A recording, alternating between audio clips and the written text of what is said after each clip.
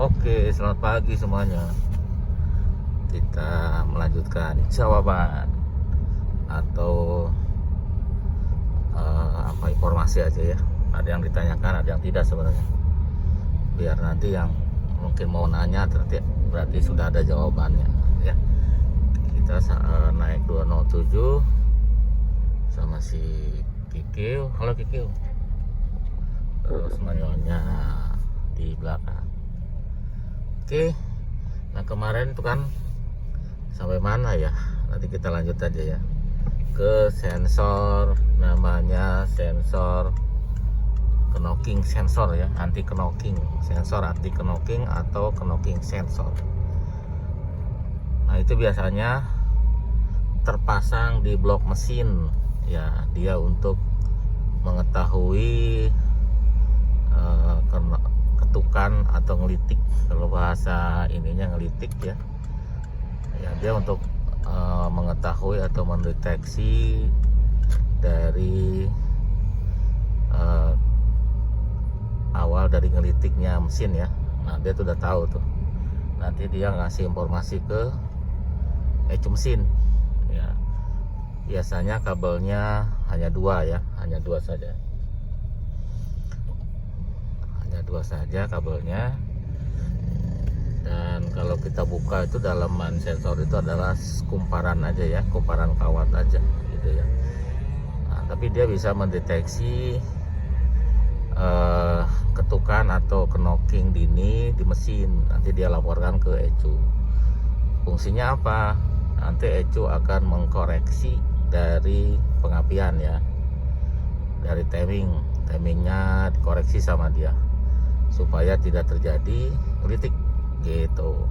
Biasanya terjadi kalau ruang bakarnya kotor, dia gampang ngelitik, atau bensinnya oktannya terlalu rendah dari yang dianjurkan, dia akan timbul ngelitik. Nah nanti si ECU akan mengkoreksi dari timingnya, pengapiannya ya, pengapian dari mobil di businya, dia akan koreksi. Nanti dia akan biasanya nanti pengapiannya akan diperlambat atau diperlambat ya. Yang tadinya kemungkinan 8 derajat sebelum TMA, nanti dia akan diperlambat supaya tidak terjadi knocking gitu. Tetapi ada batasannya ya, dia juga punya batasan. Jadi kalau terlalu rendah, jadi juga tidak bisa ya, jadi ada batasannya lah. Soalnya nanti kan pengaruh ke tenaga. Nanti kalau terus-terusan diturunin, dia tenaganya akan hilang ya. Karena konsekuensinya kalau bensinnya itu adalah salah oktannya, tenaganya akan berkurang karena si ECU menurunkan dari timingnya ya. Seperti itu. Makanya ya sebaiknya bensinnya sesuai dengan yang dianjurkan ya. Karena kan tiap mobil beda-beda kompresinya. Mobil sekarang biasanya kompresinya tinggi, walaupun yang LCGC pun tinggi kompresinya, dia harusnya sih pertama. Bisa pakai pertalite bisa, tapi dia akan menurunkan tenaga. Oke, itu anti knocking. Lanjut ke sensor lain ya. Nah ini sensor itu tidak semua ada ya, di mobil lama tidak ada, mobil-mobil sekarang itu ada. Sensor pedal ya. Kenapa ada sensor pedal gitu? Kalau kita ngejek gas yang di kaki kanan itu, yang di kaki itu kita sebenarnya nginjek sensor seperti halnya mobil ini. Nah itu kita ngejek gas itu, pedal gas itu dia sebenarnya kita mengejek sensor. Nanti laporan ke ECU berapa persen yang kita injek.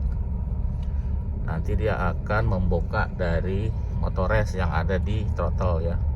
Throttle-nya sudah elektrik harusnya ya. Jadi ini tidak semua mobil ada. Kalau di 405, di 406 tidak ada.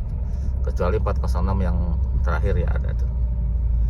Nah itu sensor pedal ya. Karena sekarang kebanyakan pakai motores si throttle-nya ya. Oke. Ada sensor juga namanya sensor camshaft. Nah ini juga tidak semua ada. hanya di mobil tertentu yang ada ya, karena untuk keperluan tertentu gitu. Mungkin nanti keperluannya buat VVTi atau buat mensinkronkan antara flywheel dengan camshaft. Dia ada sensornya, karena di flywheel kan ada sensor gitu ya. Ini untuk keperluan yang sekarang di mobil sekarang itu ada sensor dari camshaft. Nah terus kayaknya sensor sudah yang urgent itu udah cukup ya, padahal sih ada lagi namanya sensor dari udara. Mungkin di negara tertentu yang negara dingin ini perlu ya. Kalau di kita kadang-kadang kita lepas pun tidak ada ngaruh, tapi kemungkinan untuk negara-negara tertentu yang udaranya dingin itu sangat berpengaruh. Sama aja, namanya sensor biasanya untuk mengkoreksi dari bahan bakar dan pengapian ya gitu. Lanjut ke komponen yang ada di mobil adalah ECU mesin ya, ECM. Ada ECU mesin, ECM, apa banyak nama ya. Ada yang bilang kalkulator juga. Kalau di katalog itu kalkulator ya, kalau di katalog Peugeot seperti itu. Nah gunanya buat apa? Gunanya sih yang utamanya cuma untuk ngasih bahan bakar di injektor ya, sama untuk ngasih pengapian di busi ya, tentunya lewat coil gitu ya. Fungsi utamanya itu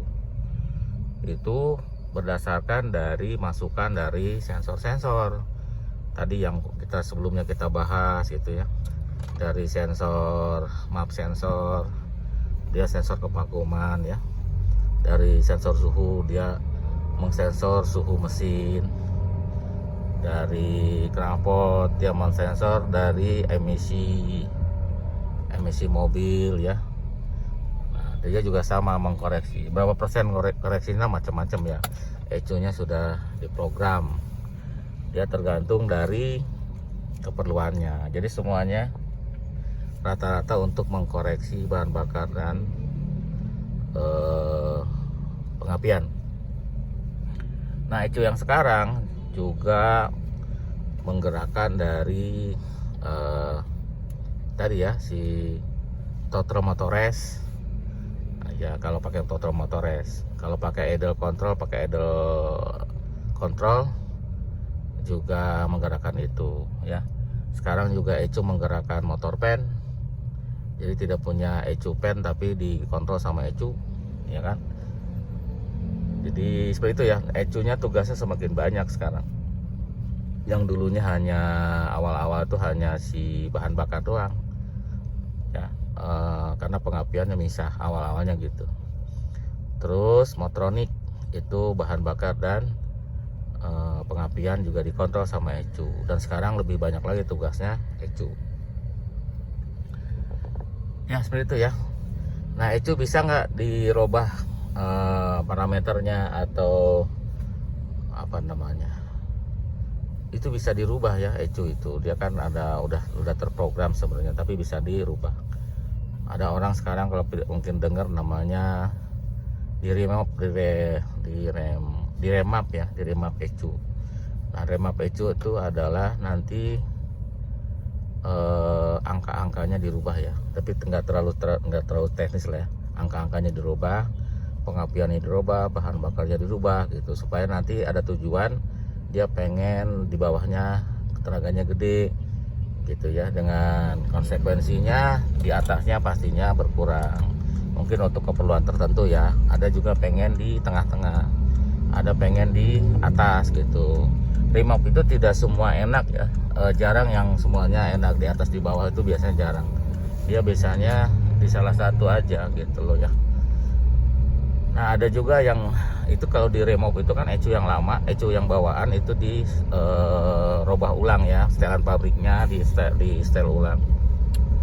Ada juga yang modelnya didampingi itu kayak pakai picky bag, pakai Dastec atau apalah gitu, nama-nama merek-merek gitu ya.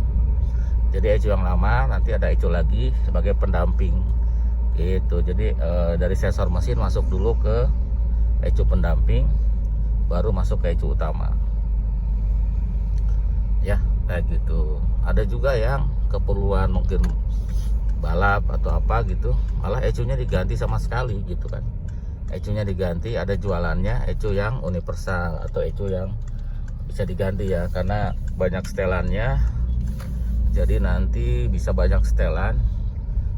Mungkin ada bisa koneksi ke laptop, bisa disetel atau pakai setelan 1 2 3 dipakai di ya banyak ya. Itu biasanya ECU yang mesinnya mungkin PSU atau BMW atau apa gitu. Nah, nanti ECU-nya merek tertentu, bukan bawaan mobil, itu ada juga. Ya kayak gitu ya. Jadi intinya ECU itu untuk memberikan pengapian dan bahan bakar ke mesin ya, supaya mesin bisa hidup.